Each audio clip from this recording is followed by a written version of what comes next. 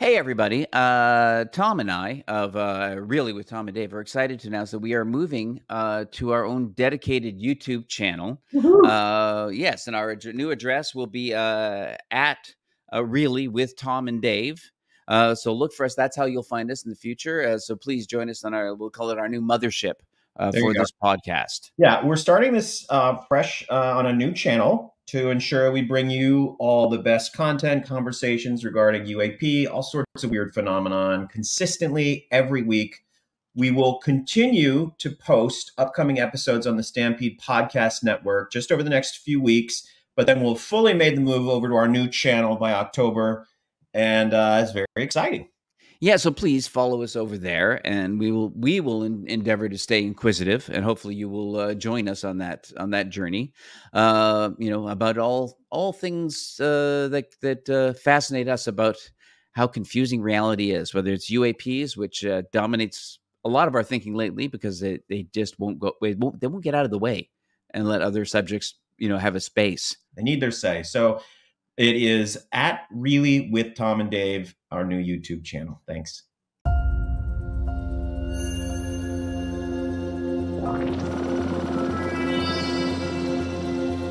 Hey, welcome again to Really with Tom and Dave. I can persist in being Dave, and in the other window, I don't know which side of the screen it's on, out there in the world, but on the other window is Tom Wheeler.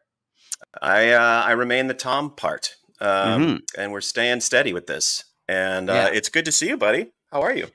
I'm well. That's it. That's enough, isn't it? Okay. Well, I don't want to exaggerate it. That's I aspire to wellness. That's slightly above medium, it's slightly there's adequately fine. Some positivity there. Okay. Yes. All right. I'll take it. I'm moderately mediocre. Okay. Yeah. If you need to share anything, this is what we're here for. And yourself, you're usually better than well. I'm going to assume you still are. I'm doing pretty good. I'm going to segue because we have a fucking cool guest today. And yes, we do. There's a lot to talk about with this gentleman. I'm going to get into it. Chris Ramsay is a magician, creator, a YouTuber, and producer known for creating and starring in the True TV stunt magic show Big Trick Energy. His YouTube channel featuring puzzle solves, cardistry, and magic has over 7 million subscribers. His work has been featured in The New Yorker, and he recently started a new YouTube channel known as Area 52 Investigations, which includes a new podcast called Debriefed, dealing with all types of phenomenon, including UAP. Remote viewing and Project Stargate are the topics of his first episode of Debriefed. I am surrounded by Canadians today as we welcome Chris Ramsay to Really. Here I am. There we go. We got a beer going. Yeah, you got quite a light kick off that beer. There's a little lens flare. Yeah, that was pretty sweet. I mean, with an intro like that, I had to step it up. I was running around looking for something. Yeah. Where do you live, Chris? Just north of Montreal. Oh, so you're still in Canada? Yep. Yeah. Yeah.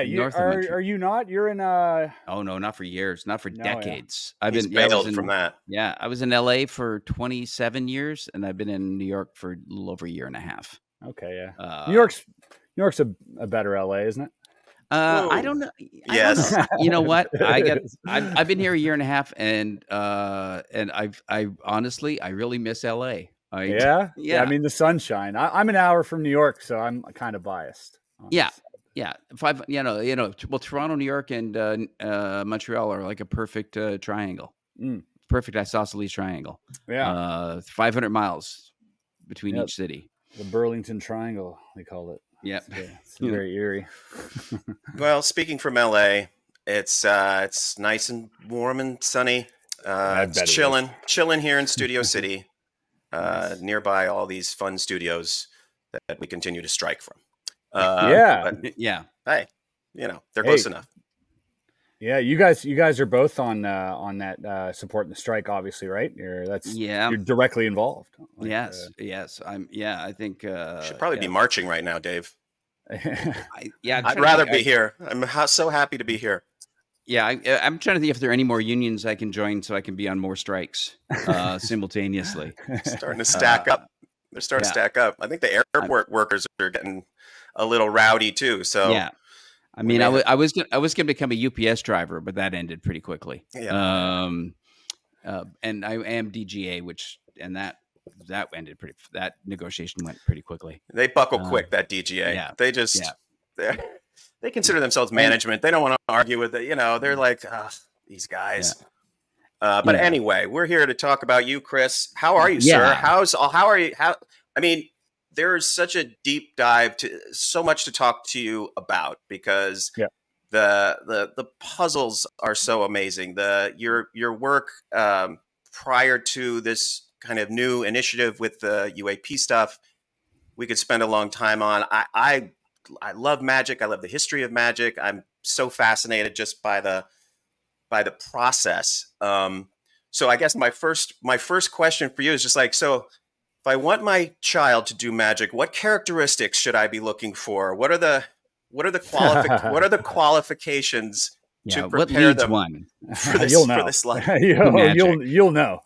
Yeah. You're like, oh, that kid's gonna be a magician. Yeah. You'll say it a little with like a sigh of desperation as well. It's not. Oh shit. Yeah, it was a magician or a pirate. I chose the former. So, What were you like? What were you like as a child? Like, what was your inspiration? I mean, were you like just glued to, when Copperfield would be on, or what was the inspiration for you? I think all of that. I often say I never really fell out of magic. Like I was shown magic at a young age from my grandfather, watched it on TV, was always interested, never wasn't. I thought it was like being a spy kind of, right? It was just cool. Yeah. And so just I really, really started like turning on the gears though after high school.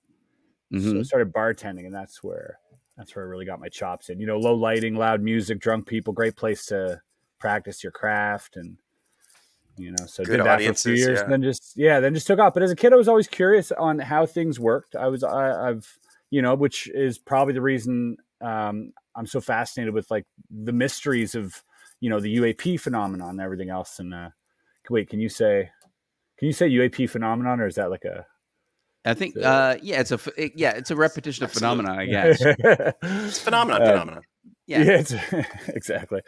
And Unsolved Mysteries as a kid was I think shaped a lot of how I thought about these realms and stuff, because I was like, oh, they made a show about this, it must be real. Like that was my conclusion as a child. I was like, this guy's very serious. It's very serious music. So I better believe this, and everything. Yeah.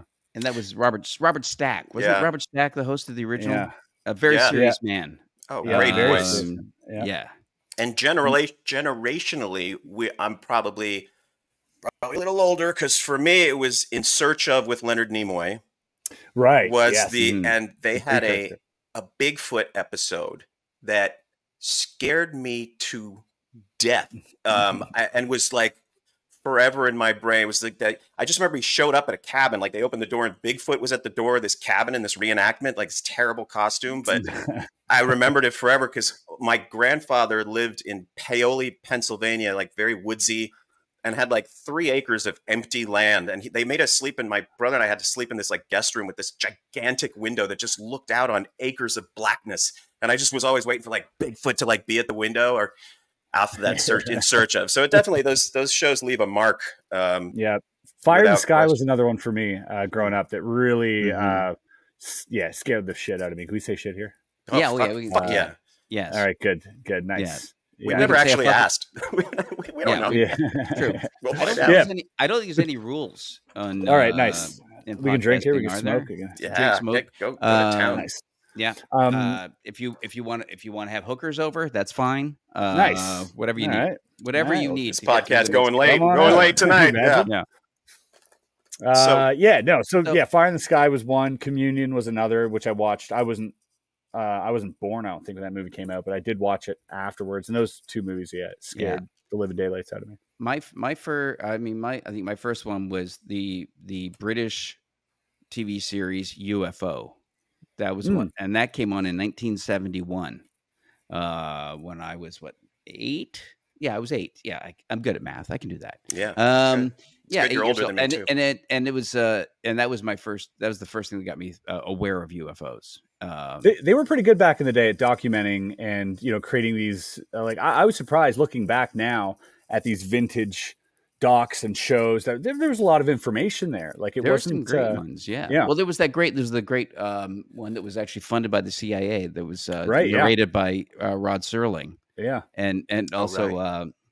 Rod Serling, a bunch of people like the famous Cyrano, the actor played Cyrano, and the Penguin. Blanking on everyone's names. Burgess Meredith was also one of the hosts of it, Yeah.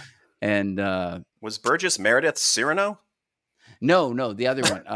Because The famous wanna see that one. famous Cyrano from I got the you, film got you. version. I'm with you.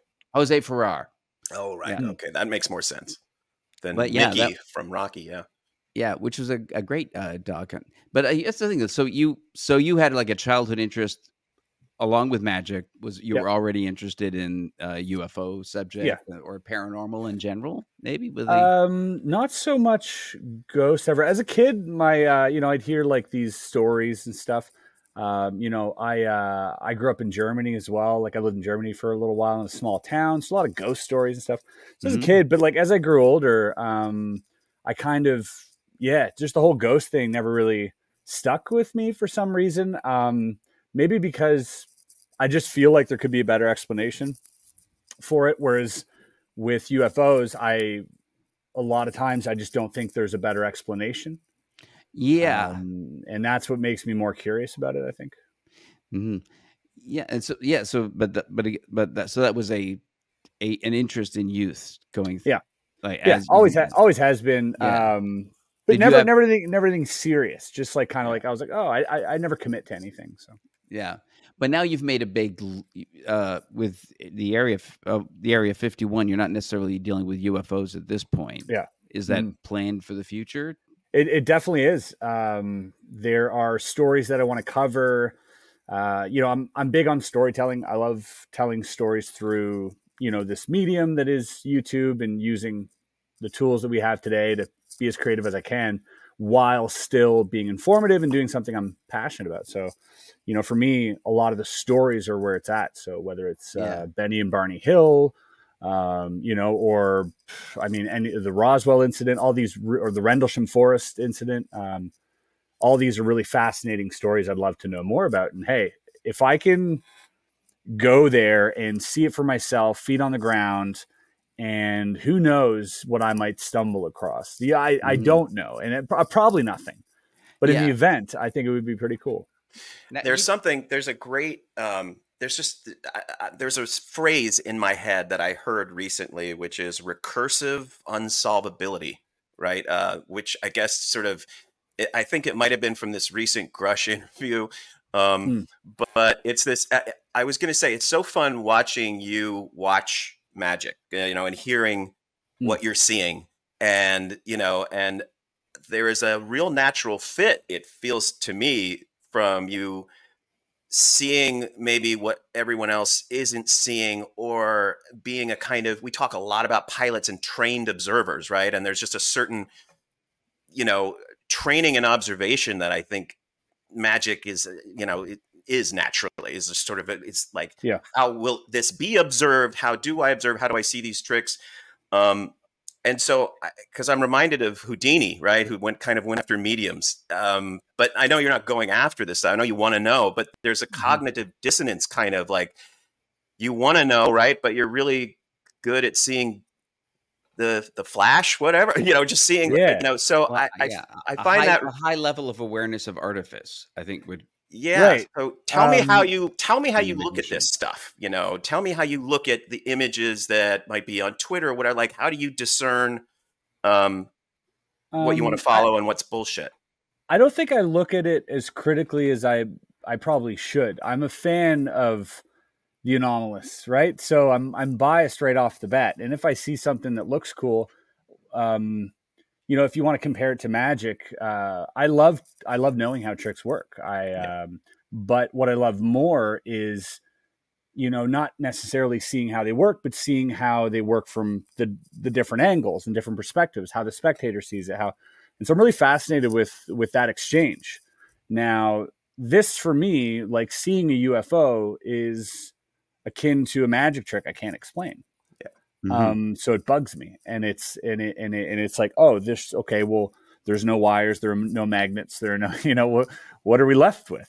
And that's, you know, that's where I'm at. So then I start, you know, searching in that direction and find all sorts of answers, which, you know, we're all trying to get to the bottom of, but yeah.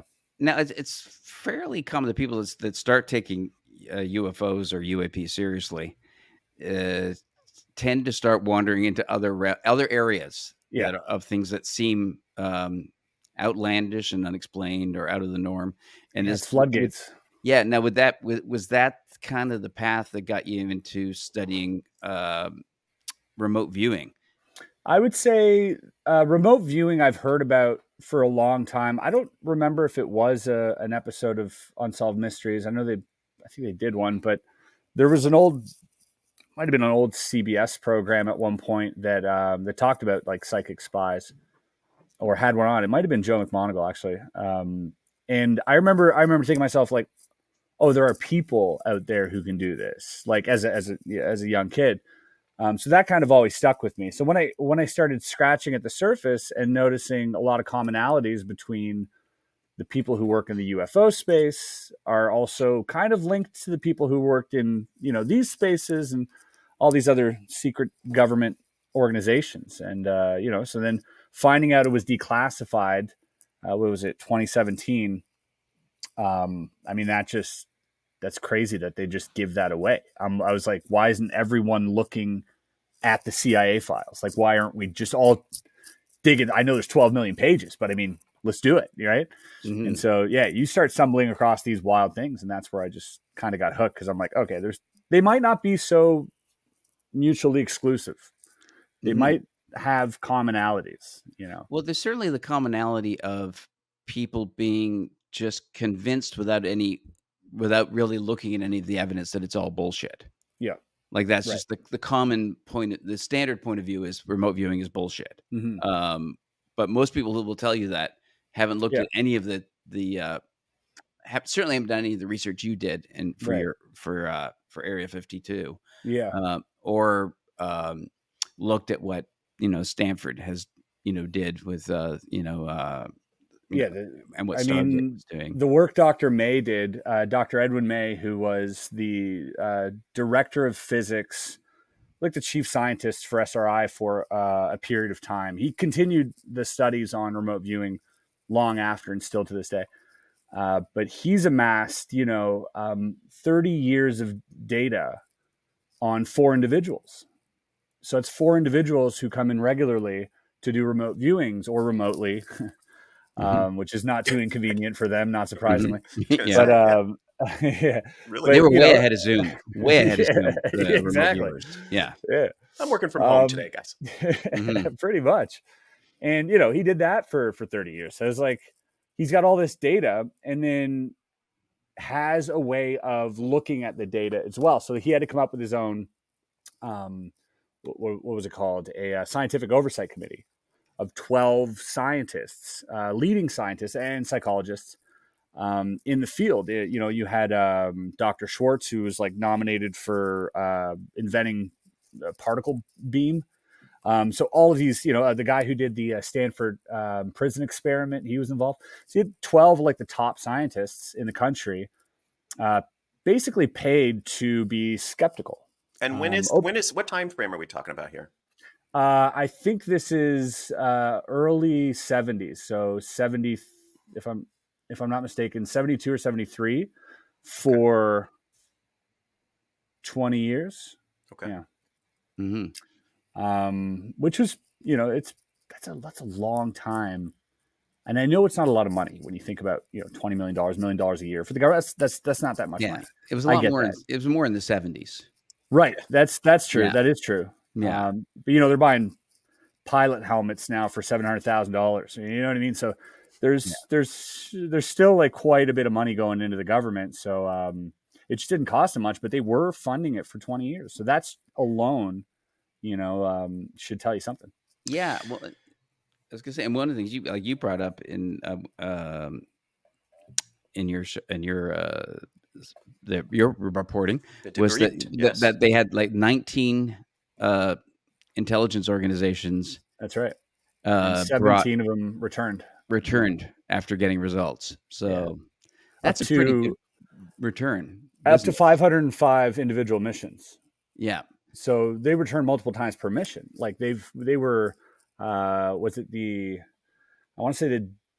DIA? No, the Joint Task Force and the DIA both had like 140 plus missions. And, part of that was intercepting drug boats on the coast, with the Joint Task Force and telling them, hey, in 2 weeks' time, where can we intercept these people?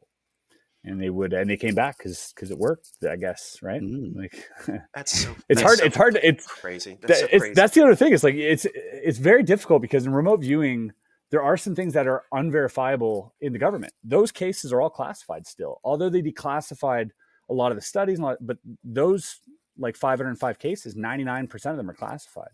You won't know the results, and the viewer didn't know the results either. Most of the time, they were held blind to it entirely because they didn't want them to be affected in the remote viewing. So very rarely would they know. I didn't realize that there was, there's a incredible book called Psychic Warrior. I don't know if you've, David Morehouse was it's a very compelling read about a remote viewer for the CIA, reportedly true story. He does a lot of seminars. It was a little disappointing because I was so into this book. I mean, I was like looking for the rights to this book. I was like, this is the fucking coolest story because they were coming after him. There was a lot of drama and sort of thriller aspects to this. Wow. He had worked in Afghanistan in a place called Batan El Ghul and had been injured. And then was, in any event, when we ended up going to the seminar, it was a little like, okay, pay your money and then come for the weekend. And then I was like, oh, okay, I know I'm not going to, but it fascinated me. I didn't realize there was the future involved. I mean, I understood it was like, I'm going out psychic and I'm looking, but I didn't quite realize that there were future events involved. Tell me what in your mind is what's the case or cases that just resonate the most with you that seem to just defy any explanation as far as remote viewing goes, or what really like grips you, the stories that you've heard that are like, okay, I don't know what to say about this. Yeah, there's a few. I read Ed Dames's book. I forget the name of it. Major Ed Dames worked in the program, and then also Joseph McMoneagle put out Memoirs of a Psychic Spy, Project Stargate, which was a great read. And hearing their stories is, again, it's just, I hear these things and I'm constantly fighting. You can probably hear it in my voice. Like there's part of me that just wants to go all in on this. There's part of me that has to remain skeptical, because until you can give me everything you have on it, you know what I mean? I don't know where that leaves me, but the things that I've heard that have convinced me, or at least polarized me in that direction. There's a case with Joe McMoneagle where he had to find this agent. The department is classified, so he couldn't tell me the department who did this, but this agent hid in 3 different places, and they wanted him to find the agent. And the first place he hid in, and all of these are public, by the way. You can go get them in the CIA website, the archive. I've printed them out. He has perfect matches, 3 for 3, on the exact locations of these people, of this agent. One being in a field of, actually, do I have this here? Here we go. So here's actually one of them. This nice access. Like that. Yeah, right. Very convenient. It's right on my. Who needs the internet? Love it. So here's one drawing he did depicting what this agent was working on, because he was asked to describe what he was working on afterwards. And if you have a look at like this, what is that? Like a horn-shaped thing, and there's his drawing right underneath. Hold it up a little closer to camera. Let me get the focus in. Here we go. That helps.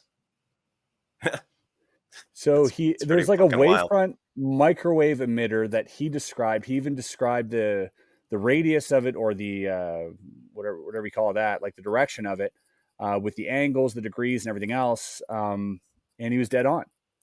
And we're looking at a CIA file. Like, what's the Uh, source of? this particular one is from his book, I believe, but these are available on the CIA website. These here, they will not show you this. Right. Okay. These are from him. I got you. Right. But they have the drawings. Yes. You have the drawings, and then there was like windmills, wind turbines that this person was standing in. And Dr. May explained to me that it has a lot to do with entropy. Entropy is a big factor in the accuracy of remote viewing. The more entropic something is, the more they pick up on it. It's almost like a moth to a light. And so when something's going through a lot of change, they've done rigorous tests where they've taken they take like dry ice somewhere, liquid nitrogen, and go to a location, just pour liquid nitrogen, and then they'll get better results from the remote viewers. So the more disorder, the better. I think, and there's like a lot of theory on this, but I think it has something to do with the fact that we are hardwired to see change. So, for instance, if you listen to the same sound and have this red light glaring in your eye with some ping pong balls on, you're going to see black, and you're not going to hear anything after an hour. You're going to fall into like a weird state of mind. Yeah, and or even nose blindness that people you become incapable of sensing smells in your own home eventually. Exactly. And so teenage son, that's a big deal. That's important.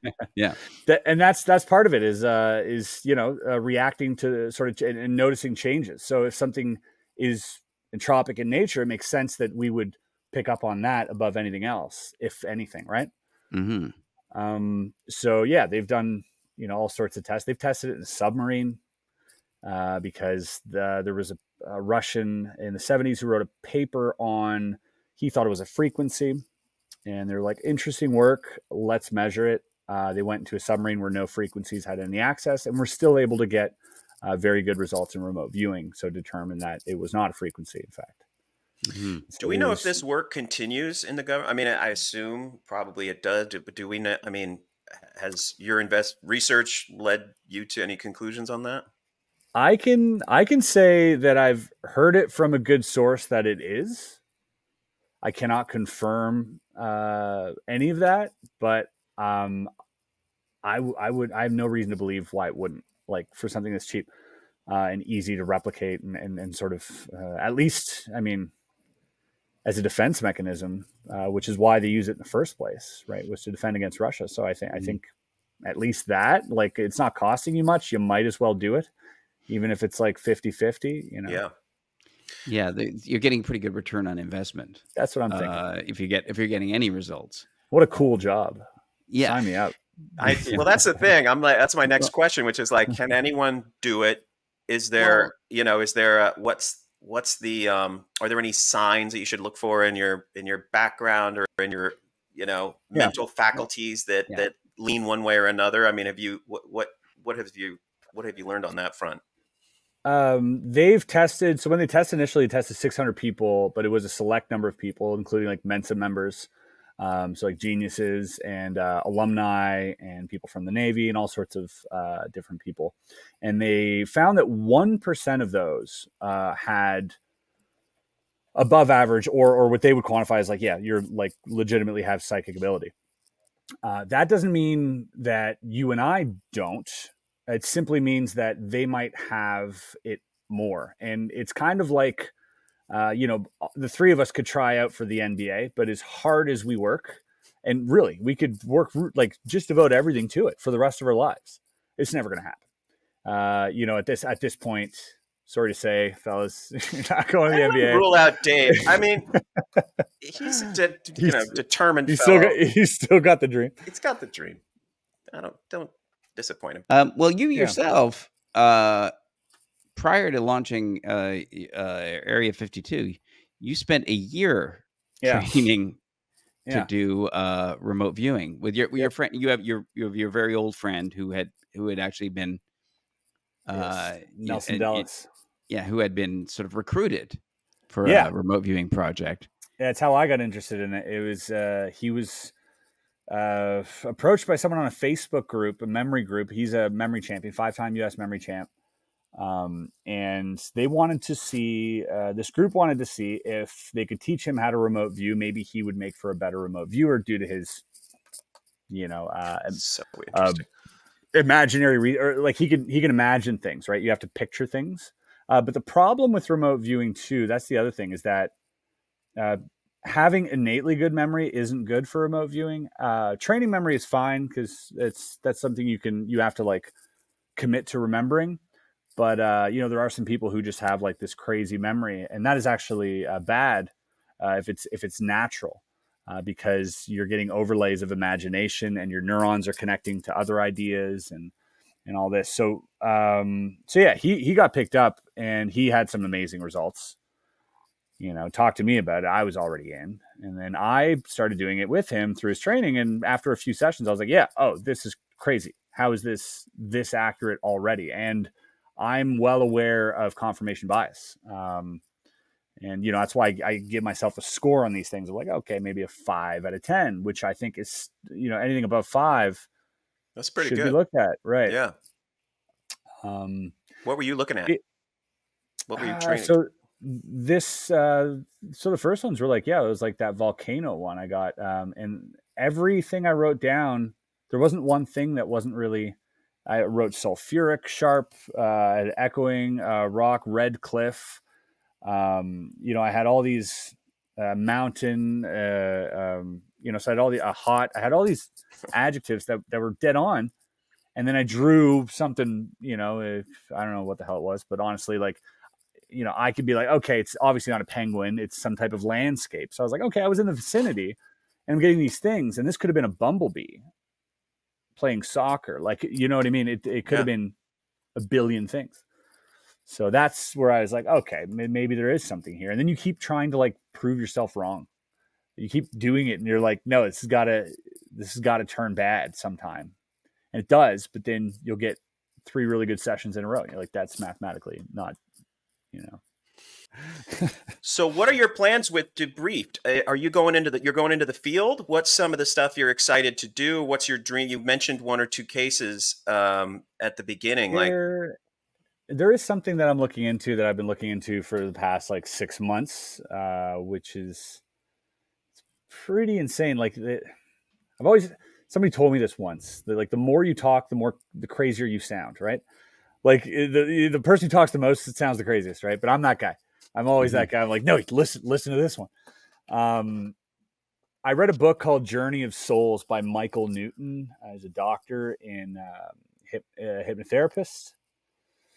And he does, so it's a weird story, because he would do regression therapy for a lot of cases, just to get you, to find your trauma when you were younger. And then he had, people ask him, can you do past life stuff? Because there's people out there doing past life stuff. And he's never interested. He was a skeptic. He said, I don't want to, I don't do any of that woo-woo stuff. And then one person said, just please, my neck hurts. Maybe we can find the pain. Went back, long story short, he was apparently shot in the neck with an arrow or something. Anyways, the session ends. He's not hurting anymore, according to the guy. Mm-hmm. So the doctor, being a doctor, says, well... Let's clarify. This was shot by an arrow in a past life. In a past life. Yeah, not during the session. Otherwise, it'd be pretty easy to notice. Yeah, you don't have to be a doctor. Yeah. To figure that one out. Indeed, a past life, back before bullets. And so he said, you know what? If this actually did cure his pain, let's say his pain was psychosomatic or caused by his own brain, maybe then there's something to this where I go into a past life and fix people's problems. And if it works, it works, right? So he starts doing this stuff. He does a lot, and then eventually he asks a question, but he didn't phrase it correctly, I guess, and it led him somewhere else. And this is where everything really gets weird.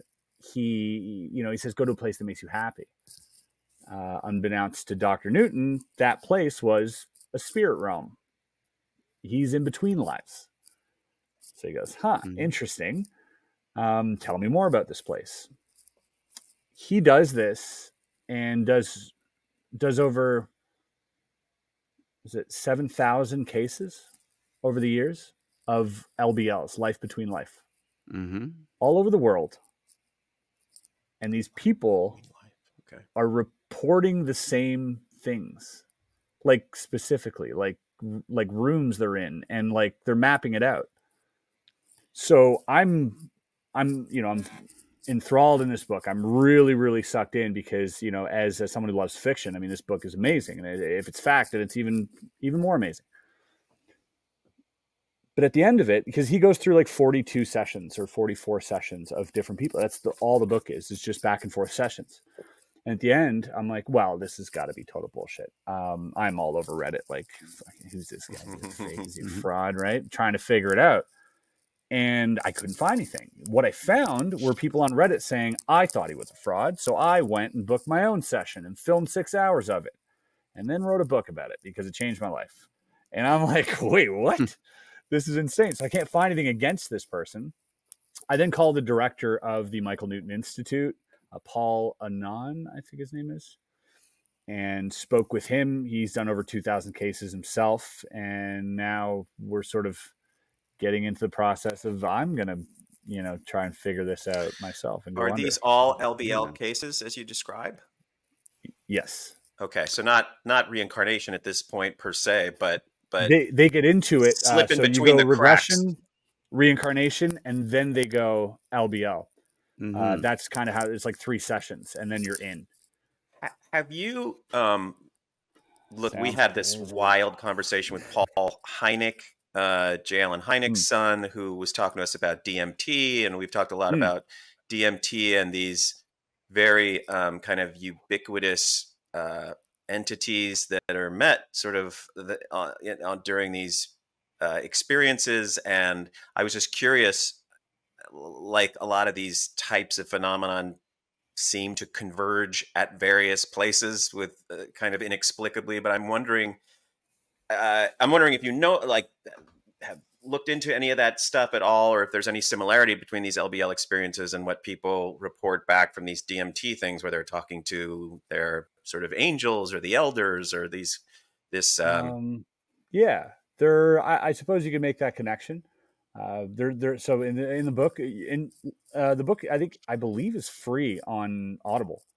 So if your listeners want it, it's Journey of Souls, you said, right? Fair warning, it'll fuck you up. Yeah. Like I gave this to my brother. My older brother's like, he's working a loader, and I'm like, he's like, give me something to listen to. I was like, you're not ready for this. And he's like, just let me. And he calls me back like 4 days later and goes, hey man, everything's different now. And I'm like, I know, it's kind of weird. So be prepared for that. But yes, there are spirit guides apparently, according to these LBLs. And those guides have guides and so on and so forth. And this is also echoed through ancient religion as well, which is really interesting. There's a lot of ties there. And there's ties, to, he kind of answers everything, which is really weird. You kind of get an answer for everything. The extraterrestrials, ghosts, everything. He goes into detail about it all kind of casually. It's quite alarming. So what would you be able to tell us what some of the, what their answers are regarding extraterrestrials? So like, I mean, in a nutshell, it'll do you better to listen to the book, but in a nutshell, we're basically, so we have all these lives, these thousands of lives or whatever we have, or these hundreds of thousands of lives or whatever. And we get to pick where we go. We have free will in this place. And when we pick where we go, you're not jumping around to other planets. You go to one place, because he had a case, and he describes in the book, where somebody picked a different planet and was unhappy because they didn't have like facial features, and he missed like smiling, like his soul couldn't laugh, and like so he really didn't like it, so he went back to Earth.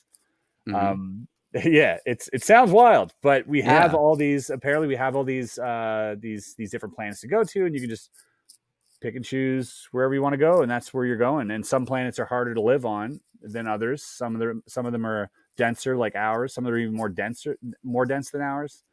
And then there's this one's emotionally hard to live through, mentally, physically, everything. So it's like an actual challenge. And the whole goal is to just learn lessons. and you're taught these lessons between lives, and you're meant to sort of solve them during your life. And if you don't, you'll solve them in the next one. But there are signs and there are everything else that you know about prior. Yeah. Like I said, the more I talk about this, the wilder it sounds. Well, I know. Once Dave got me into this podcast shit, nothing shocks me. I'm fine. Yeah. Like it's, I've just begun to be that guy at the party that we've talked about, where I'm like, have I said too much? Where I just have to warn people in advance of like, oh yeah, I'm doing a UAP podcast. I was like, how much do you want? Like, what do you want? You want like 10%? You want what's your level? 15%? Yeah, because shit's getting weird. Well, you go until you see the glassy-eyed stare. I usually go way past. Yeah, exactly. Yeah, right. It's interesting because I kind of had like a similar experience with reading Leslie Kane's book about surviving death. Yeah, and it's, again, we talk about this thing that once you sort of engage in the phenomena, then you get drawn into all these other areas. And so reading Leslie Kane's book, which dealt a lot with reincarnation, near-death experiences, mediumship, and it was one thing as a lifelong atheist who believes we have no souls and that when the brain shuts down, that's it, forever. Mm-hmm. Now I'm, maybe it's a product of just being 60 and not wanting that to be the truth, but sure. It does seem like there's just too much evidence for something about consciousness that exists outside of our individual brain and outside of our skulls, at least. So even if I still don't know, maybe it all shuts down when the brain finally does die entirely, but right. I don't have the answer. Apparently these 7,000 people all shared the same answer, which that's the only thing that bugs me about everything. Cause I've gone through an atheistic phase. I was, brought up religious, in a Catholic household. And then went to the other side. Now I'm kind of like, I don't know where I'm at. I'm not someone who has faith, but I'm not someone who's atheist. I'm living in kind of limbo, and I'm just like, give me what you got. Yeah. I think I'm still an atheist, but I'm not so much of a materialist reductionist, I guess. Sure. Yep. As I was, that I now think there are aspects of reality that lie outside of the physical. Yeah.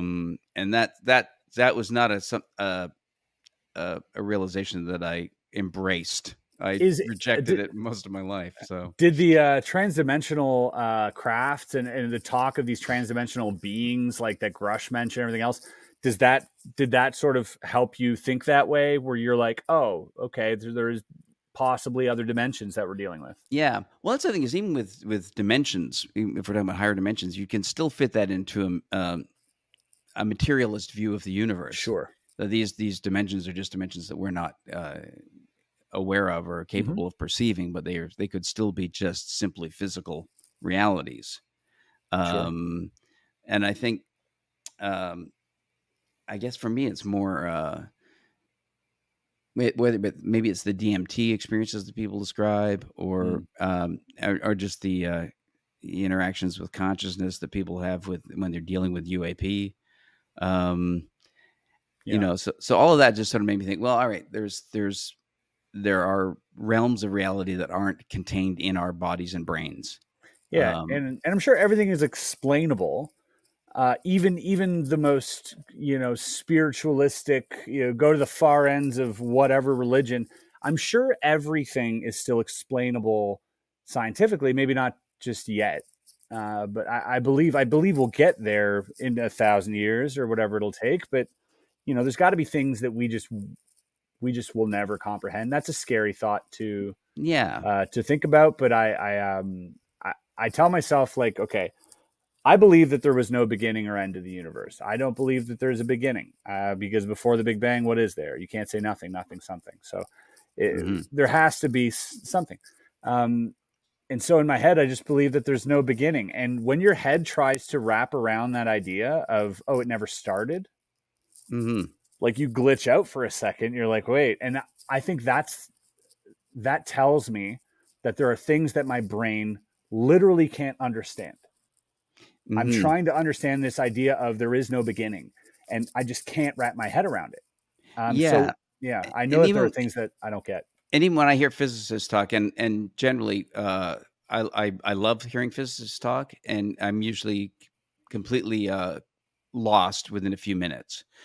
But Yeah. you know, I hear people talking about how basically there is beyond the Big Bang, beyond that point of the Big Bang, that there is essentially a reverse light cone that was a previous state of the universe. So that, yeah, even they are saying there's maybe no beginning to the Right. universe, that it's kind of I guess a recurring event. Yeah. Universes seem to have almost a wavelength to them.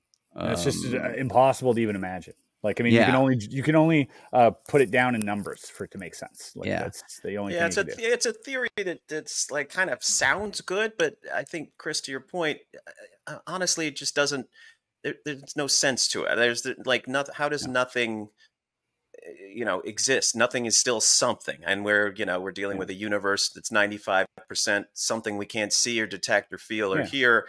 And I find and dark mass, but dark matter, but dark energy too. I mean, there is so much invisible to us that has density, or that has gravity, at least, that is impacting the shape of galaxies. So, and we have no concept of how to access it. And I think you mentioned Grush, and my personal kind of spiritual ontological shock is going from a kind of vaguely spiritual, vaguely religious kind of, sort of comforted when I need to sort of hope and imagine there's something else out there, to through these wonderful conversations starting to go like, shit, man, it might be way more crowded than I'm prepared to even contemplate. And what our minds can't wrap around is this idea of proximity and total invisibility of something that might be, multi-species, multi-dimensional. That idea seems to have the most traction for me, and it seems to be the one that has kind of overtaken extraterrestrial, which is now kind of seems like a clumsy mode of travel, or some like, really, they're going to come all the way to this small corner of the universe. Whereas it just could be all happening around us. And the idea that we can't perceive it is both thrilling, terrifying, and where so many of these kind of arrows all meet, whether it's the LBLs that you described, or the stuff that the DMT experiences, and and even the UAP phenomenon seems to be speaking to the remote viewing as well. It's like, it's just, we're just starting to feel the kind of grooves and contours of something else that we are just trying, that some of us can see, we experience here and there, but like gradually this disparate phenomenon seems to be converging at. And before I forget, this is the book that also is like, you can share with your brother, I guess, which is alien. What is it? It's Alien Information Theory, which is Andrew Gallimore, Psychedelic Drug Technologies and the Cosmic Game. And this will definitely blow your mind. It gets a little numbersy, but it just starts with ones and zeros in our brain and takes you all the way through the DMT experiences that people describe. And it really is intense, and makes you ponder all this stuff. Tell me your kind of David Grush, the hearings. What did you make of it? What did you think? I thought it was a really cool moment in history. For people who cared, I thought it was really, for people who didn't care, it really didn't matter to them, even to this day, as wild as that is. But there are people who cared, and to those people like myself, it really mattered. And I thought that was great. And so I hope, through this process, most people don't understand, even after seeing the news of like a whistleblower, don't understand that he's the first whistleblower. Like, it's the first of many. There's going to be more, and so it makes me hopeful. But at the same time, like, I struggle. I try to play devil's advocate for everything. And, if I was in a position like if someone came up to you and said, you work for these people, you're doing these things or you're seeing these craft and we're retrieving them and all this. And, you know, they flat out told you, yeah, we're going to kill your family if you say anything. Like, you know, like let's say someone told you that. I wouldn't say a word. I wouldn't say a word. I'm sorry. I'll take it to my grave. Right. And so for someone to go through the steps, knowing that, you know what I mean? And playing that game is like, wow, you're really you might be taking a bullet. You know what I mean? Like you're actually this martyr, like almost like right now, where in this, you know, because what he's saying is very serious. There's, you know, harm come to people and potentially to himself. And that is, you know, if you told me that, if I were, I'd be like, okay, yeah, I'm not going to say anything ever. Yeah. Well, definitely there's a history of people becoming oddly clumsy near open windows. Right. Yeah. Who have come forward, who have tried to talk about the, it was a suicide to the back of the head. You're like, well, yeah.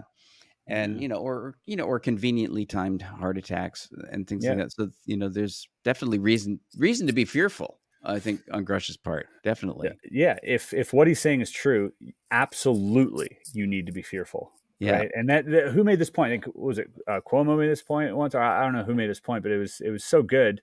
He said, well, either he's telling the truth and this is so serious, or he's lying and you have a crazy person working for the government. And that's also serious. Yeah. Well, I think even Marco Rubio said that. It was Marco Rubio. You know, we have this problem. We have that all of these people in really important positions within our government. They're insane. They're insane, and we should probably have some sort of a mechanism for. And I also agree with that. People. If like, please make sure they're not insane, and if they are, please, yes, let's also deal with that. You know, but the idea, but ignoring the whole issue. That's wild. Makes no sense. Like that, makes no sense. The thing that always gets me is the fact that and I hate using it again. I hate using the term mainstream media because it, you know, makes me feel creepy. But the fact that mainstream media can't even pick up on that angle, that either that one of these realities is going on, either something really crazy is actually happening, or a lot of really crazy people are in really important jobs. Right. And he's still active, if I'm not mistaken, isn't he? Grush? No, he's retired. No? Oh, he's retired now? He is. He retired shortly before, I guess just a few months before he did the Ross before Cole last year, right? Before the debrief article came out. Yeah, he retired so that he could, I guess, pursue it as a private citizen. Yeah, because you don't want to go into work Monday morning after something like that. It's awkward. That's awkward. Yeah, so water cooler talk's gonna be weird. Yeah. Sorry about the aliens. Yeah, people being weird. Yeah, should have opened my mouth. I think of this again, and I think Jesse Michaels is the guy that interviewed Grush in this new kind of. At first glance, I haven't watched that yet. Yeah, I have to say, I was a little worried because I didn't think the optics were great. And that sounds so like it's lame, I know, but I don't know. He's like hanging out in his cargo shorts, talking to this person. I wasn't super. I guess maybe it's a generational thing. I was like, shouldn't he? Maybe his next thing be on 60 Minutes or something. Like I didn't know why he's like hiking with the.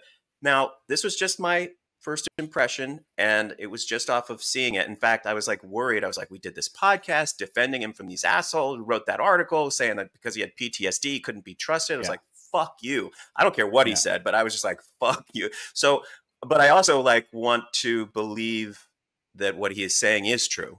And I obviously want to, it's very hard to know. I did end up watching it just because I felt I had a duty to, because we've been talking about it so much, and I'm curious. And I have to say, it's, you know, he still comes across as very, you know, lucid and compelling, and it is, and it was clear, consistent, and it was clearly a long-term project with a person that he knew, who was sort of a friend of his that had gone for like a year or more. So there was a little bit more prep around it. I think it was just the initial impression was like, okay, are we getting too glib about this? Like what? Like, doesn't this? I hear you. Doesn't this require slacks at least? Just wear like I turned into my mom. You know, I'm like, what? Like put something on that, you know, that makes this look more serious. You know. But I like getting more of a sense of his personality and who he is. Yeah. As, you know, and also I thought Jesse, is it Michaels? How does he pronounce could be. it? It's spelled more Mickles than Michaels, but I figured Michaels was a safer bet. Yeah, well, he mispronounced Coulthardt's name, so we don't have to worry too much. But that I also like that he edited in a lot of history about the subject, big time, that kind of that undergirds. The I gotta watch it. That Grush is telling. Going but all like, the way, but also, what's on the cutting room floor? Like, that's what I want. Like, what happened after he got a few beers in him, or is he's sober now? Actually, I know. He's probably knows? sober now. But doesn't. He may not be sober, but I'm sure he's very careful. He seems like in this interview, he's still very careful to not cross the lines that were. That's why they're out hiking on a mountain, probably, and stuff. It is a curious environment. A guy like that's got to be bugged. You gotta. As soon as you do that, like, is that you start hearing clicks in your phone? Like, what's the? Start finding these things laying around. I can't imagine that existence. Yeah, I can't imagine the weird pressure. I am sure, to do his kind of work, you need to be a unique personality to begin with. He is very much he's like this data machine. Yeah. I mean, he's so bright, by the way. Everything he says he's so concise and meticulous with the structuring of his sentences. Like in court, he had just I don't know if it was court, Congress. Yeah. But he had just the most composed demeanor, and he hit things like an assassin. He was like, oh, this is this, bop, bop, bop, and dropping every project, letter name, and all these, crazy facts that he had to pull together in such a high pressure environment. You can tell this guy's dealt with a lot. Like, this is piece of cake. The stuff he's dealt with on or off the UFO subject, like, is a lot more than any of us can handle. Like, he's a very smart person. And in that setting, he's dealing with one slip that violates his DOPSA pre-approval, and he's jail. Yeah. And one slip in terms of testifying to Congress, and he's looking at a perjury charge. So it's like there's so many ways he can end his liberty in that setting, and so it's definitely a lot of people that sort of criticized him after that. It's like, I don't think they're realizing the kind of pressure he's under. Immense. Definitely. And then bringing up his medical stuff, which is total bullshit. Yeah. That's all wild. Are you guys familiar with Gary McKinnon? No. Sounds familiar, but guy. Who's Gary McKinnon? He was kind of like a Snowden. He the biggest hack in the government ever. Oh, this is the British hack? Yeah, so I have heard about it. Yeah, but go on. He hacked NASA because he wanted to know about UFOs. That was his whole reason for hacking NASA. It wasn't anything. He's like, I wanted to know what they were hiding. And when he hacked in, there's several things he saw. One was this whole section of photos from satellites of, and there's just UFOs everywhere that people had to scrub out. So there's a whole section that they have to scrub out before putting it online or whatever. And so he took a screenshot of that. And then the second thing he did, he opened this Excel folder that said non-terrestrial officers. And it had names of officers and their rank and their number and everything down this list. But then he looked for the officers, couldn't find them, couldn't people search them. They're non-existent. But there were ranks of officers and what appeared to be ship names. OSS or whatever. So it was non-terrestrial officers. And I think he mentioned as well something about this Galactic Federation, and then I heard the same thing from, I don't want to butcher his name, but there was the guy in the head of the Israeli, Eshed. Right? Eshed. Yes. Yeah. The general who basically ran the Israeli space program for 20 years. Exactly. He was like their Werner von Braun of Israel. Yeah, but less bad analogy, but less Nazi like. less probably the worst analogy I can make. Slightly less anti-Semitic than Werner von Braun. Yeah, exactly. Yeah. But in terms of what he did, he put up 13 satellites, through his career. That guy, not Gary McKinnon. But both of them spoke about this Galactic Federation, and then they remote viewed it as well. There's a transcript, I have it, of remote viewing. The government asked the remote viewers to remote view Galactic Federation. Oh wow. Verbatim, and again, there's one of those things we talk sometimes about where do you draw the line. I know that's one of those lines I haven't been able to bring myself to cross yet. I'm such a fan of like Star Wars and Star Trek, though. Me too. This has to be true. I know, but it's hard for me to cross that line that the Galactic Federation, just because it sounds like such a human construct. That it exists. It's becoming so arbitrary, right? Like these lines that we're drawing, you know, I'm just doing it from my last little cliff hold, like the little tiny branch on the thing where I'm just like looking down and I'm like, okay, fuck, I'm not doing Galactic Federation. I've done abduction. I've done, I go there, but then I come back and I'm like, okay. It's a tide. It's a tide that comes in and comes out. I know, because for example, like I was having this sort of Grush anxiety, honestly, before I was even looking at this new interview. I was like, oh God, like I was like, oh, it's all. And then there was this really interesting article from The Hill. Dave, I don't even know if you may have even linked it to me. I'm not sure, but it was about the orb in the O of Arrow on its website. And it started to deconstruct the metallic orb and its history. And it went back through all of these official, just military reports, just military people, just pilots, just everything that's findable. And it was a really, really good article. Going back to pre-World War II. Going back to the Foo Fighters and going back to these, you know, whatever they called them, what was the term they used for before the Tic Tac? But anyway, let's just keep it to metal orb, which is ubiquitous around the world. They are seeing it everywhere. These military people saw it everywhere. Well, and it's there. And it's really even Arrow, which has taken a lot of probably deserved hits for them kind of just sitting in the background like, oh, for not doing anything with everyone's money. They're just like, Kirkpatrick, that's the weird thing. And the Kirsten Gillibrand hearing, which was pretty disappointing. But even in that, the most disappointing thing to me was that Kirkpatrick actually shows a video of one of these orbs flying clearly in a way that doesn't make any sense. Yeah. At speeds that don't make any sense. Yeah. And no one asked him a question. And nobody asked him a question. Like Gillibrand, nobody asked him a question. The press didn't follow up on it. He said, this is an example of something that we find unexplainable. Nice. No further conversation.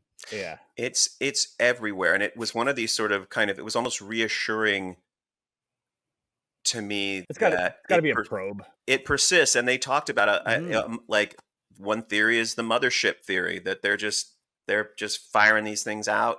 They're looking around and there's some, big mothership. Even Arrow's website suggests that's what's going on. So I have to say they're playing ball a little bit with that. And then even in the new Grush thing, which is worth checking out, this Jesse Michaels, he does a decent job of putting some stuff together. And he just he didn't reframe it. He just kind of reiterated the ubiquity of these UAP around the nuclear test sites, and just hundreds of radar operators who are so disincentivized to say shit, who are the most like pilots or magicians. Radar operators at a nuclear test site need to have like a kind of mental construction that is unassailable. They're not gonna freak out. They're not gonna say something that did happen, that didn't happen, or what. Like they're on the button. They're gonna press the button. You gotta trust these fucking people. And hundreds of them have testified.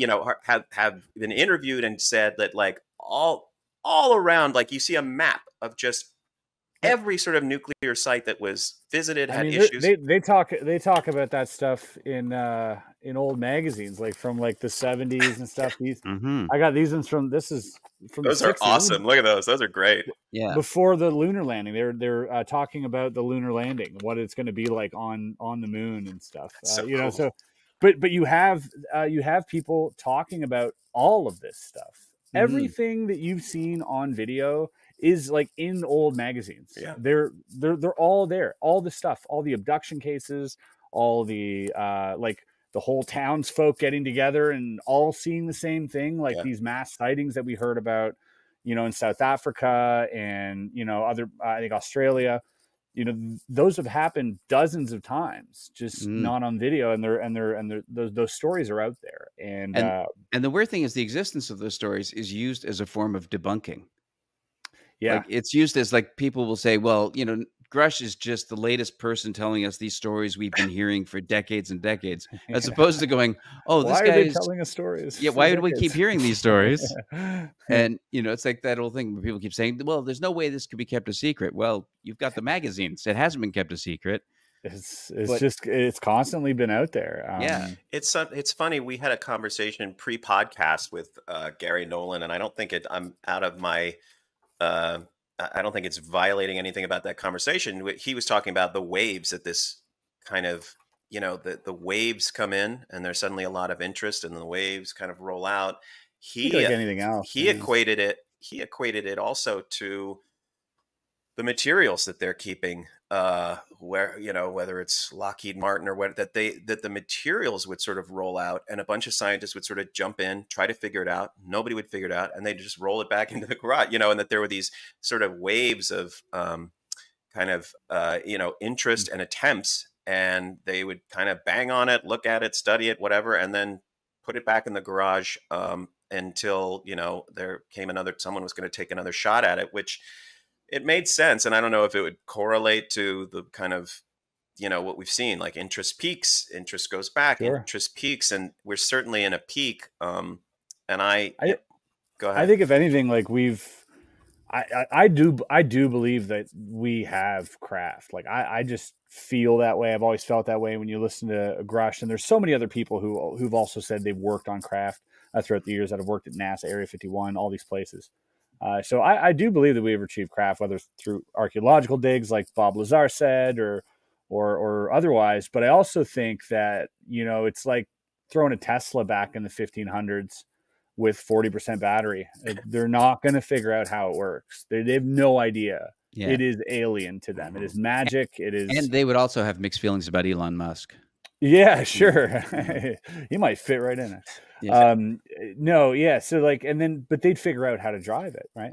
Yeah, drive it. And then they'd retrofit it. And I think that's what we're doing. I think we've got a limited fuel source. I think we're retrofitting these things. And for personal gain, perhaps, you look at stories of that guy who apparently caught some unmarked government officials smuggling weapons into a UFO in Peru. You guys hear about this story? It was no. This is there's some funky shit going on in Peru. I'm not going to lie. Yeah, this is recently. Well, we heard is this related to the supposed illegal gold mining story? No, this is so. Are you familiar with Stephen Greer? Yeah.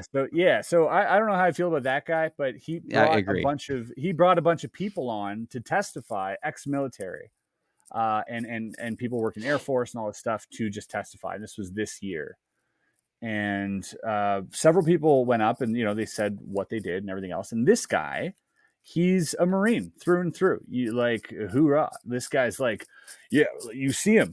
He know all the lingo, everything. He's like, we were here 1,600 hours, boom. But he's given all these terms, the helicopter, the helos over here, all this stuff. And then they encountered. They were there for a rescue mission or just like to help a humanitarian mission. And they wandered off, these 6 guys, and they see this thing in the woods, and they're like, what is that? Like over the jungle, just hovering, this giant octagonal dark disc. And so they walk down and see it, and now they're seeing this thing floating, and they're seeing containers of guns and everything being loaded up, and these guys who are unmarked, better weapons than the Marines, better everything. He could recognize all the weapons of the vehicles. He knew that they were better geared than they were, but no patches, no names, and they all spoke in American accents. Baseball caps and everything. Turned around, safety's off, him and his guys with their hands up, and they're like, we're going to kill you. They ended up just unloading all their weapons. They knew exactly where their ID was, took his ID, all this stuff, sent them on their way. They had to sign NDAs. They had all their stuff taken from them, all their phones back then. And this one guy 14 years later decided to come out and talk about it. And he said the whole story. And he's like, that's what happened. That's what I saw. And he emailed the 5 other guys. Only one of them responded with, and he showed the email, and it was like, don't ever fucking contact me about this shit again. It's not worth it. Not worth my career. Not worth my family. Nothing. He's like, drop it. Please don't ever talk to me about this again. That was like the end of the email. And so, and this guy's shaken up visibly, like, by this event. You see him. He's like trembling in his voice. You know, so are they retrofitting these things? Are they using them? Like, if you're government, you have to. If you can fly them, right? What are you doing with them? You got to be. Yeah. Well, I guess that's kind of goes back to Bob Lazar's account, which was, he said the same thing, that he said that they take these things out every 10 years, try to figure them out, fail, and put them away again, and hope the science advances. But he also said that they were able to fly these things at Area 51. So he apparently took people to see them, right? To see them fly the UFO around. Bigelow, I think, was supposed to be on 3 different occasions and filmed it. Yeah. So that's I think we haven't reversed, and my guess is we haven't reversed engineered them enough to be able to build them. That's my guess. But to maybe be able to, in a very limited way, use them. Yeah. But again, one of the things I resist is even a Shad's story that we have a subterranean Martian base that that is manned, I guess, if you can use that term, by both humans and aliens. I mean, that's the thing. Like that's the floodgate thing again. Yeah. It's like, hey, we got UFOs. Where did they come from? It's another civilization. Did they colonize our moon or Mars or whatever it is? Like, once you believe in one, you're like, everything else isn't so far-fetched, but you got to come with that concrete evidence on the first thing. Yeah. Like, show me a UFO. Yeah. Show me the crash. Show me everything. Show me the bodies. Show me the pilots. Yeah. Now you want to talk about Galactic Federation. You want to talk about bases on Mars. I'm all ears, and I would believe you. Yeah, well, there's no logical argument to dismiss it out of hand once you've accepted the idea that UAP are in our atmosphere. You know, once you accept that there are craft that are capable of doing the things that have been observed by military. Who's piloting them? That's what it's funny. I think about like we had a friend of mine on a woman named Jean Anzulis, who's one of my dear friends for 30 years, and she when I was 19, I first heard her abduction experience, and it just completely blew my mind, changed my worldview, because she was such a kind of reliable narrator, like one of these people that is just so, you're really close with it. And her story is remarkable. And I think about like the logic of the sort of, I think, Dave, to your point, like a human construction of like the president shaking hands with like the big tall alien versus the absolute nonsensical behavior of abduction experiences, like the clear, I don't know how to say it. It's just there's interpreting its motives in like trying to figure out what it wants or desires or how it thinks. It seems so alien. It just seems so impossible for us to appreciate because and so I guess that's why I sort of fall off, because I feel like if there's some interdimensional, if we are just the fish underwater and we don't know what sails are and cars are and we don't know what anything is beyond the water's surface, like how can you even begin to appreciate their kind of needs or motivation? So I guess that's why part of me gronks on the idea of something organized to this. I think there's probably just a flailing ignorance of what these things are. That would probably make the most sense, but then again, but yeah, no, I just, that's to me one of the scary aspects of it is the idea that the president's speech right now, if it was true and we had the ship, would be like yeah, they're flying around, we don't have any idea. But I mean, that's something. See, like that's even where I was like, do I even believe that now?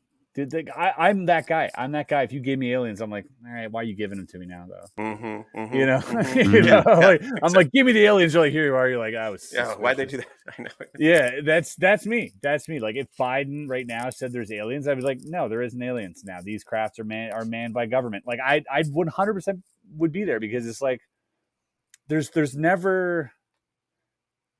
I often ask myself this, like, what's the thing, right? What is that thing that'll make me, I'm all in? Because you can fake anything, man.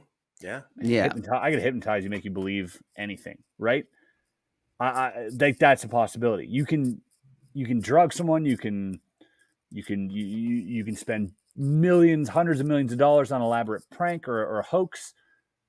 Who do we believe? Well, right. Even if it's out, like the only thing, even if we see it, are we going to believe that this is alien? Are we going to believe what they're telling us? Like, and so I think the only, I don't even know what my thing is, but I think it's something we all, like a journey we all go through. And I don't think we're ever going to get to the end of it for forever, because I think even if we're going to be given something, it's going to be something else that we're not understanding, or it's just, but it's a forever sort of approach to it. Like, give me more. I crave more, but I feel like not quite hitting it. Yeah. I feel like there is the real possibility that all we can hope to get is some kind of a dumbed down version of reality that is presented to us that we can wrap our human heads around, digest. Yeah. And that is going to, and that might even be that maybe that is why there's a galactic federation, because perhaps whatever this phenomena is saying, well, here's a stupid way of explaining it to you. That's right. Yeah. Might be a psyop, and a lot of it'll appease a lot of people. Yeah. But I'm saying it may be whatever the alien force is, that maybe they are just, maybe it will present in a way that we can understand that we can put into a human frame of reference. That's true. And it might be as far from the reality as the fact that I can hammer on my desk is from the reality of quantum physics, that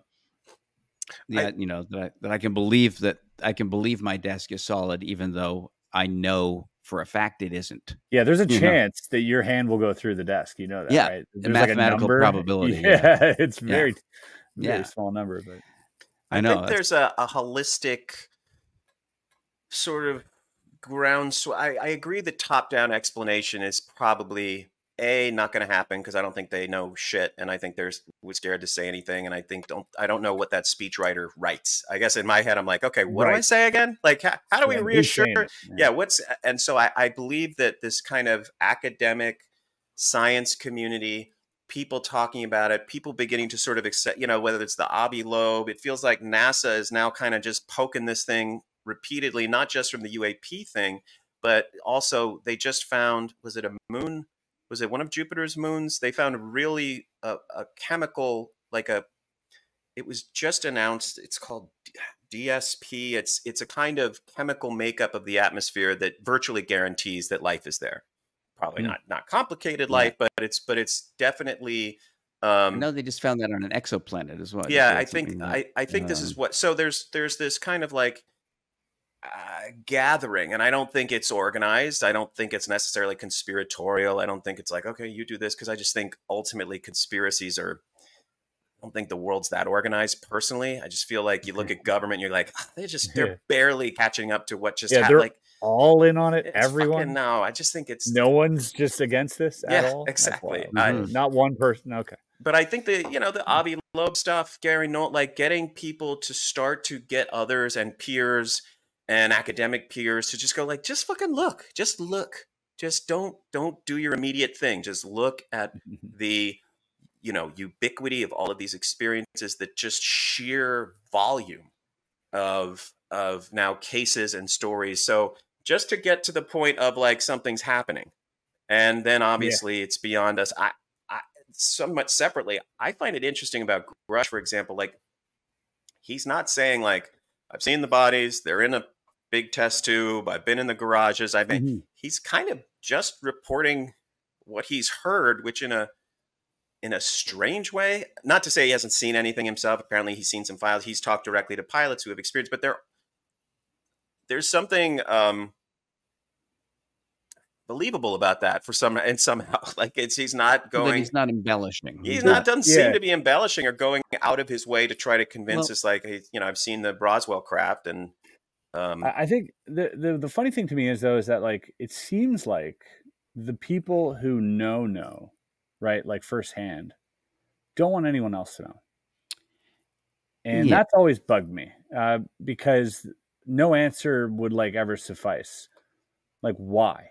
Yeah. Why don't you want me to know? And so the more I think about it, the more I think the answer might not be something we like. I think that would make the most sense to me. I think that's because everybody who doesn't have their hands in it wants to whistleblow. Yeah. But everybody who has their hands in it unanimously is like, this, we shouldn't know this because there is something that possibly we won't like. Yeah. Well, I know, like whatever that is. I know that's our friend Jeremy Corbell has intimated that he's been hearing, that maybe there's something to this that we don't want to know, and maybe we're getting farmed.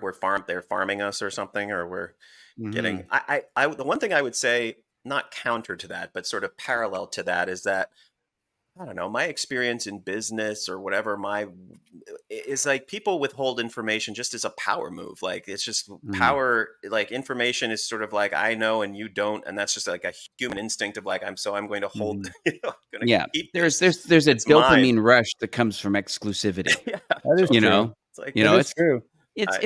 It's why racism works so well. Empowering, people having the secret is such, and the secret sauce. This particular secret, it's power. Yeah, it's power. And there is that argument of like, don't show your hand, obviously. But I think at this point now, what really like made me think about this particular theory again was like, why isn't any other country right now? I know, was it Mexico actually just had a hearing today? They're about to, or is it today? Is it today? I think it was I think 4 o'clock West Coast time. But like Russia hasn't said a peep, and they did. They used to, but I mean, I'm saying now, like where's all the? I mean, George Knapp came back with thousands and thousands of pages of formerly classified Russian documents and interviews with then Soviet officials. But now it's like, shouldn't they come clean out? Like, especially like if you're invading another country, maybe you'll want to let people know you got UFOs or something. Like, I'm just saying, like he seemed like he was in a pickle for a second. Wouldn't that be a perfect time to be like, we have crafts. Also, just put your guns down, right? Like, but it's a revelation of impotence when you do it, though, is the problem.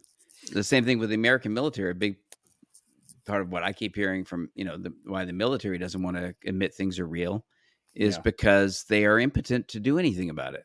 Right. Yeah. They can't, it's like what David Fravor and Ryan Graves testified to.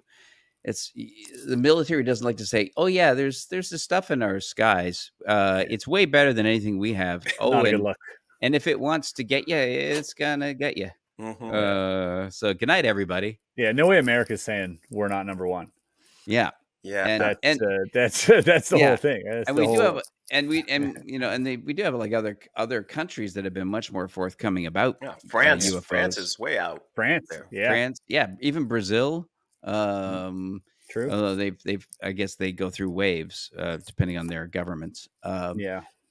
Chile has been pretty open. They've put out videos and talked about it. Mexico has been relatively open about UFOs.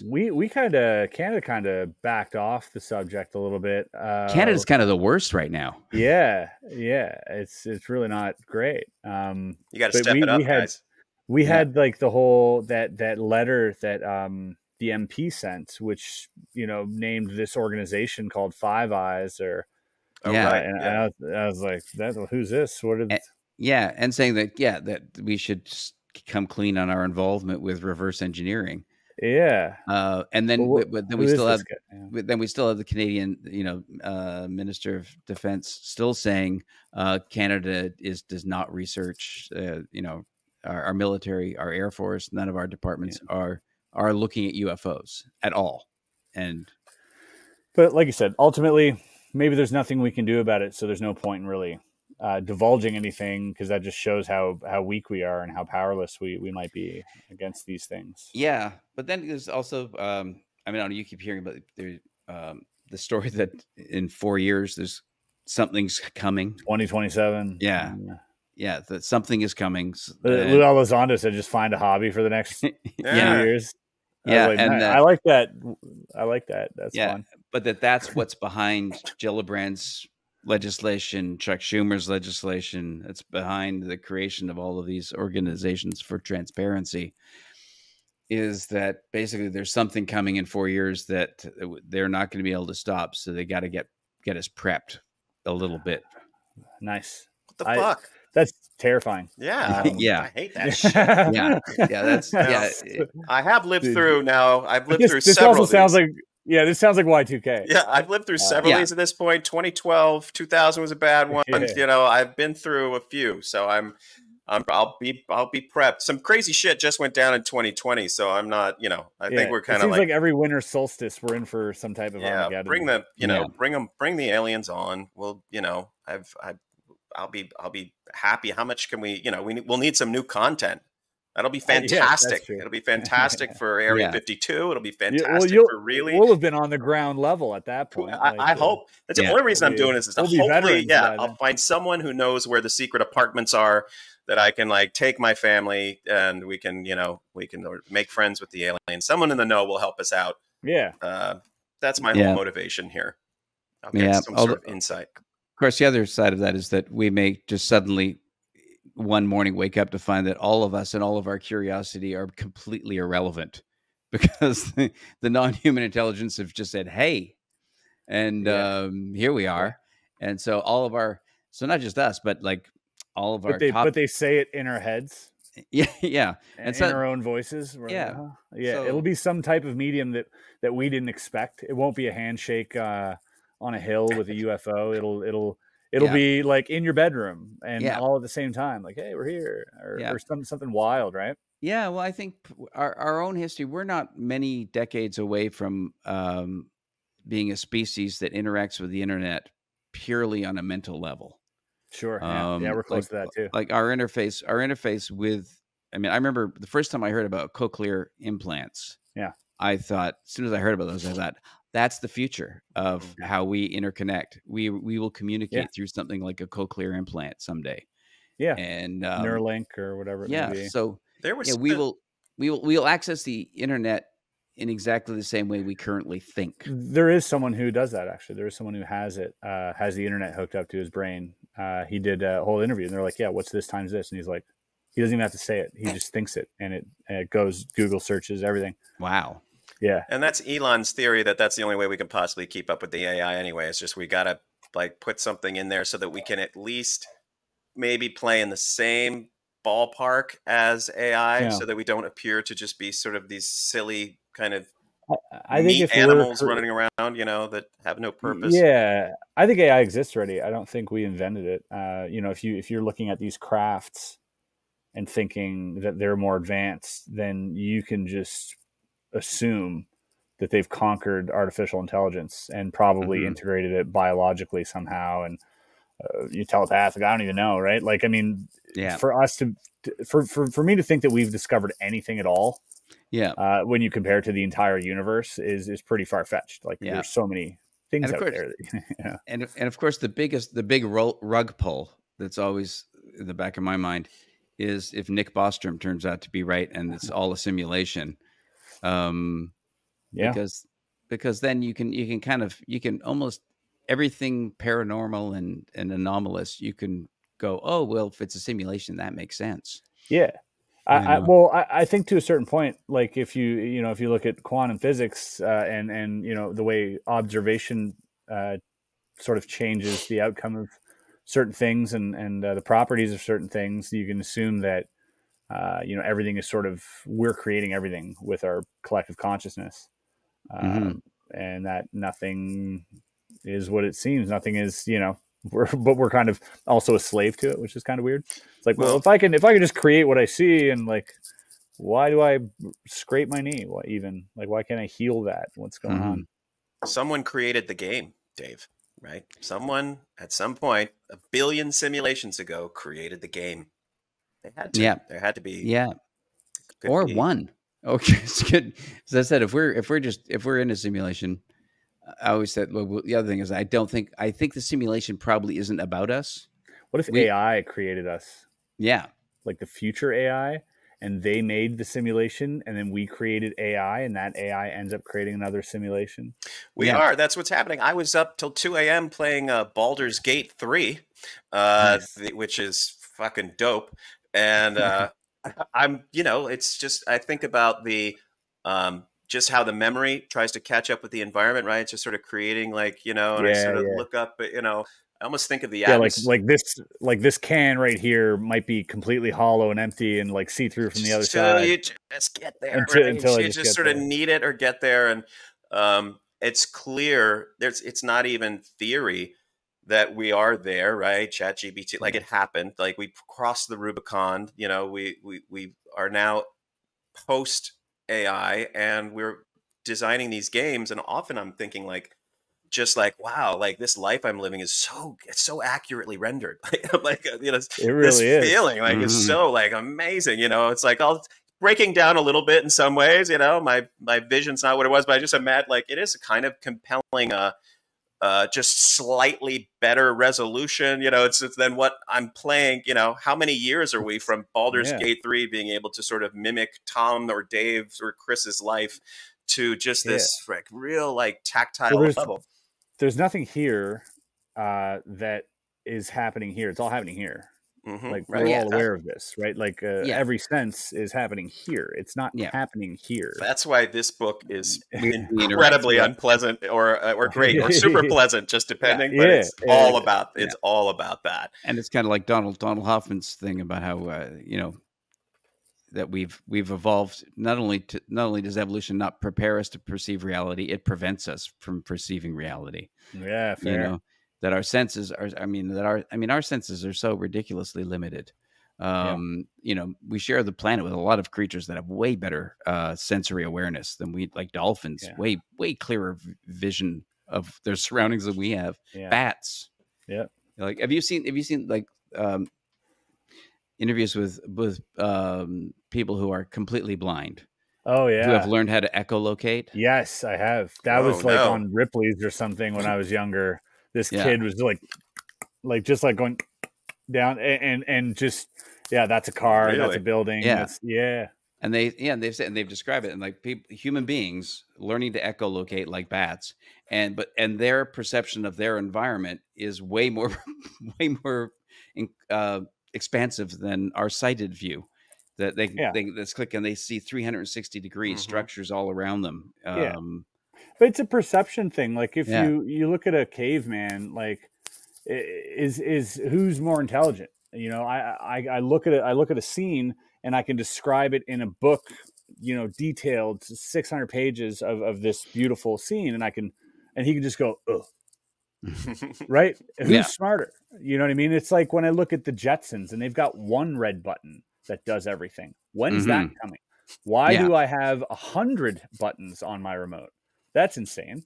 I have 4 red buttons on the same remote. I'm like, that, this shouldn't, there's so many. I don't even know what most of them do. I'm tired of accidentally turning my TV off in the dark. Yeah, this isn't what I signed up for. Where's the one red button? Like where's this promise of, It reminds me of the Michio Kaku, the futurist, who his theory of, I'm sure I mangled his name, but that idea that it's just like the technology will just shrink as we just get used to it. Like it's just as we gradually adjust, it is disappearing. It's just disappearing into smaller and smaller until it'll just be in our minds. And there's something inarguable about it, obviously, because we're carrying around, this was 500 yards of mainframes in the 1950s, or what?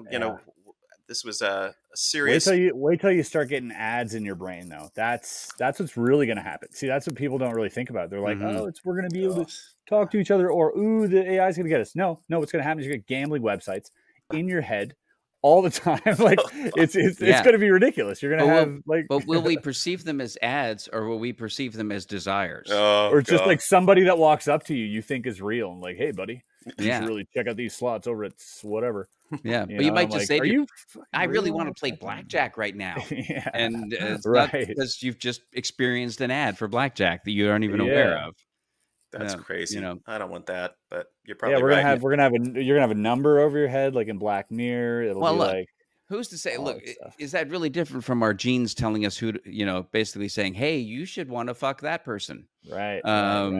That's that basically your genes, doing advertising for their own ends. That's right. Yeah. So Gotta look at my genes again.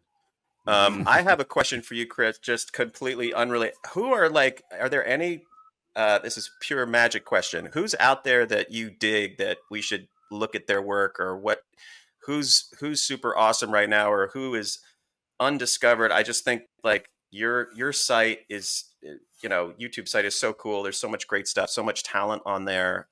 Is there anybody you recommend people check out? There are definitely, like, if you guys aware of Darren Brown? He's he's a legend. And I mentioned him here because he's not very well known in the Western part of the world, but he's an absolute legend in the UK. He's a hypnotist, mentalist, and he tackles a lot of things. He's tackled remote viewing. He's tackled all these different things in a very entertaining manner. But yeah, he's hypnotized, someone to assassinate someone else, and like done these really crazy experiments and done shows about it. He's an entertainer. So I suggest, I think you guys get a real kick out of him. He's a great showman. And what was the name again? Darren Brown. Darren Brown.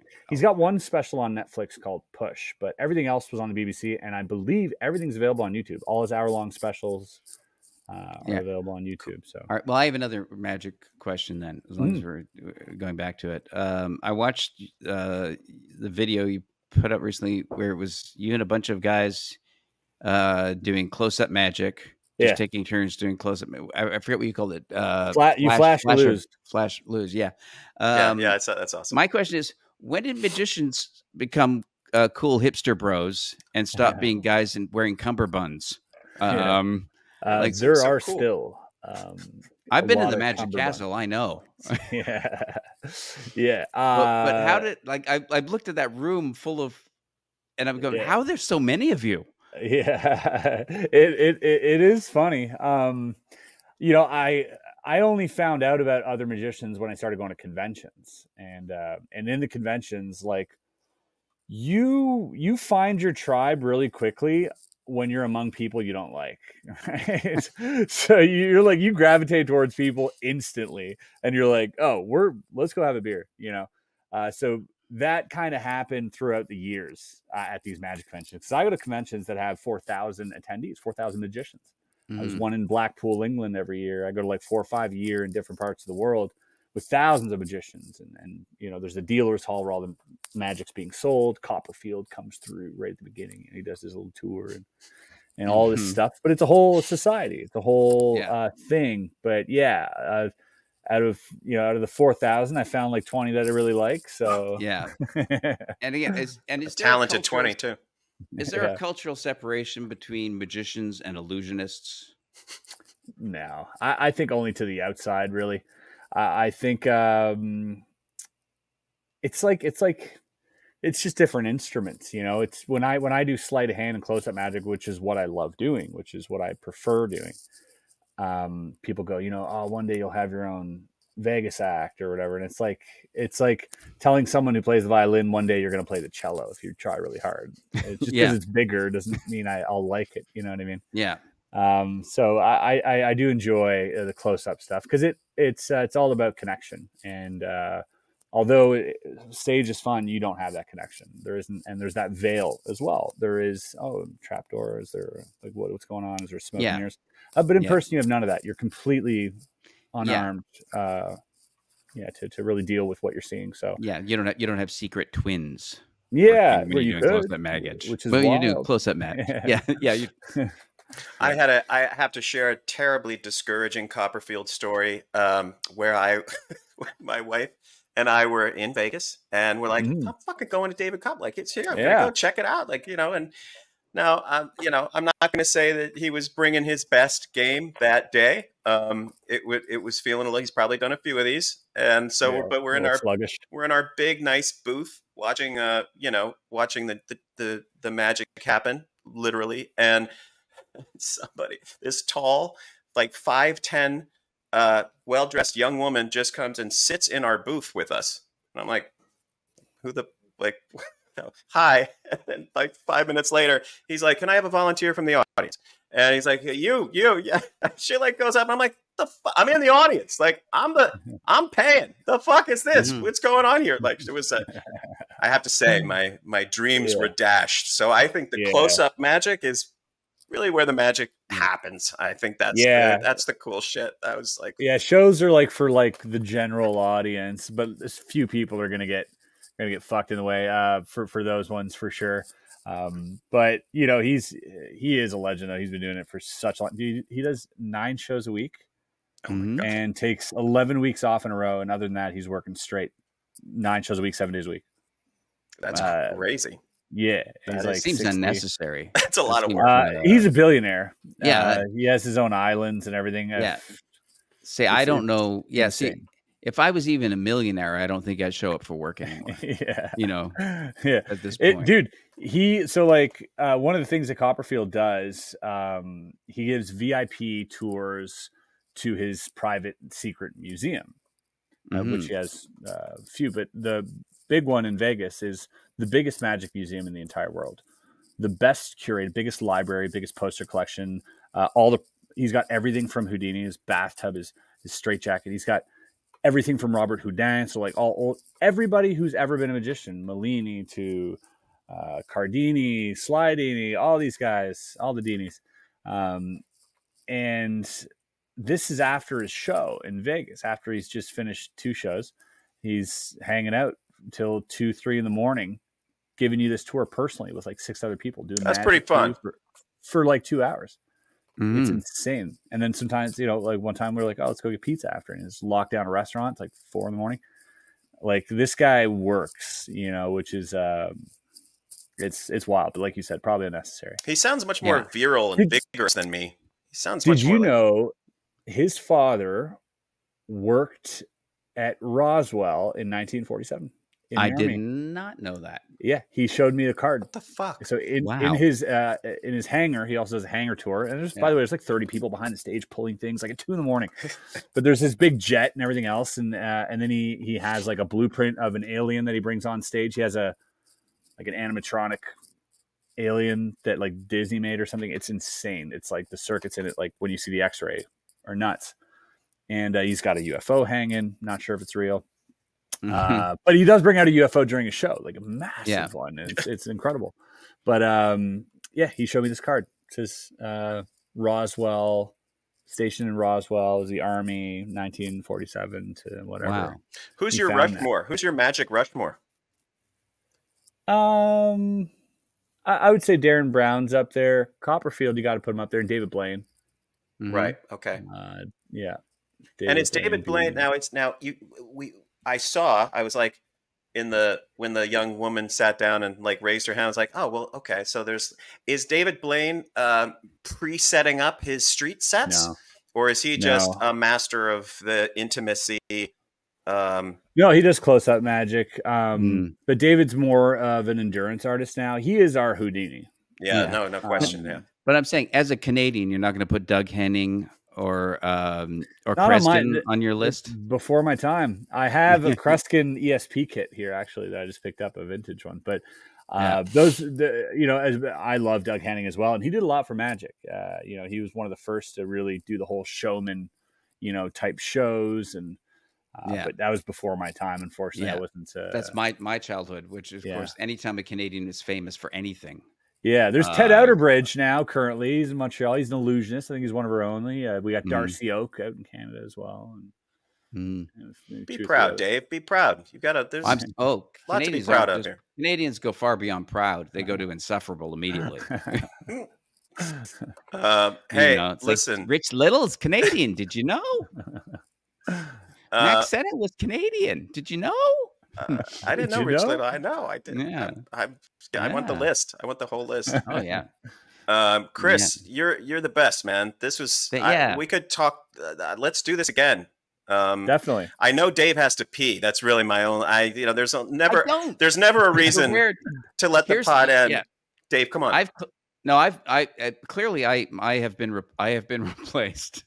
This is not the real Dave Foley because I don't have to pee. What's going on? You've got the. It happened when he got muted. Yeah, the CIA glitch. Whatever the fuck just happened. He's been replaced. Look, just trust me. You're gonna like this Dave Foley a lot better. All right, that's good. Listen. I'll take his word for it. I'm excited for Area 52.